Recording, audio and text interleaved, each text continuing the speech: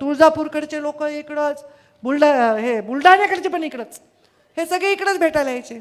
त्यांना म्हणलं मी पडले ना, आता तुम्हाला अद्दल घडली ना, कारण माझ्याच लोकांना मला भेटता येत नाही, जे माझे मतदार आहेत खरे. जरी माझ्या नावावर तुम्ही 50 सीटवर माझ्या मताने मतदान करता, पण इथले लोकांना मला पाया पडून मतं मागावं लागतात. ही घरकी मुर्गी दाल बरोबर आहे. यांचं म्हणणे तुम्ही पाया पडा, हे तुम्ही आमच्या पुढे झुका. ते बाहेरचे माझ्यासमोर झुकतात, पण इथले लोक थोडीच माझ्यासमोर झुकतात.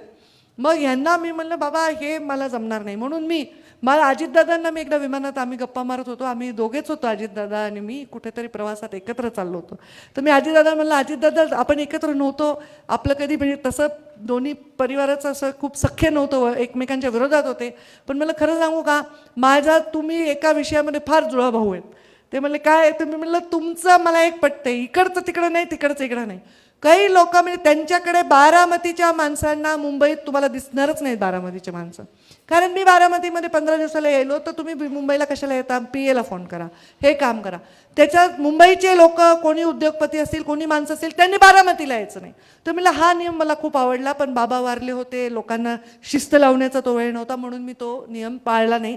पण या वेळी मी मंत्री झाल्यापासून तुमच्या लक्षात यायला असेल की मला तुम्हाला नीट भेटता यायला, मला तुमचा चेहरा दिसायला आहे. गर्दी नाही, धक्काबुक्की नाही, कोणी कपडे चोडायले, कोणी हात चोडायले, कोणी काहीच करायले, आपसातच भांडायले, काही नाही. त्यामुळे मी दौऱ्यामध्ये लिहित असते की परळीच्या लोकांनी परळीत भेटावं, माजलगावच्या केसच्या लोकांनी परळीत भेटावं. तो दिवस मी देते. जे गेस्ट हाऊस मीच बांधले, त्या गेस्ट हाऊसमध्ये मी आता मंत्री म्हणून बसते.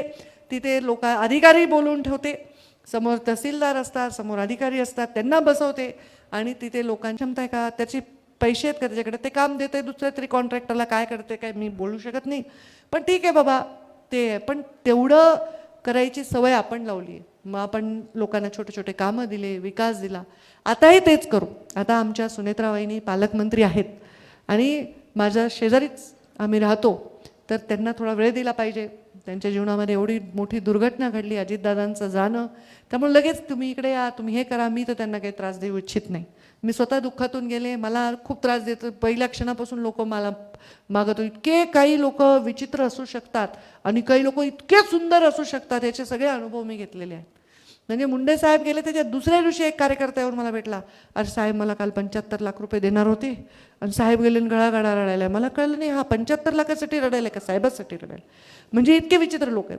पण असेही लोक आहेत जे मुंडे साहेबांच्या जाण्यानंतर त्यांनी मला सांगितलं, ताई हे मुंडे साहेबांनी माझ्यावर एवढे उपकार केलेत, मी मुंडे साहेबांच्या बायकोला आपली आई मानू इच्छितो आणि मी त्यांचा महिन्याला खर्च देऊ शकतो. म्हणजे बाबा देवानी आमच्यावर एवढी वेळ आणली नाही, आमच्यावर एवढी वाईट वेळ आली नाही. असे लोकही आहेत जे मुंडे साहेबांच्या अंत्यविधीला टँकर लावला म्हणून सुद्धा पैसे मागण्यासाठी येणारे, आणि असेही लोक आहेत जे परस्पर मुंडे साहेबांचा धावा घातलाय, स्वतःचे केस काढून घेतलेत आणि मुंडे साहेबांचा जणू स्वतःचा बाप गेलाय असं दुःख मानणं. सगळ्या प्रकारचे लोक मी पाहिलेले आहेत. म्हणून मी सांगते की या भागामध्ये काम करताना मी सुनेत्रा वहिनींना त्रास देऊ इच्छित नाही. त्यांना थोडा वेळ दिला पाहिजे. मी बैठका घ्यायला लागले, काम करायला लागले, अधिकार सर्वस्वी त्यांच्याकडे आहेत. पण या भागाच्या विकासासाठी मी त्यांना त्या दिवशी म्हणलं, वहिनी राजकारणात सगळ्यांना ताई म्हणतात, मी तुम्हाला ताई म्हणू का, काय म्हणू, म्हणजे आता असं झालं. तर त्या म्हणले तुम्ही दादा आहेत ना ते तुमचे, मग मी वहिनी आहे. तर त्यांनी म्हणले मला तुम्ही वहिनीच म्हणा.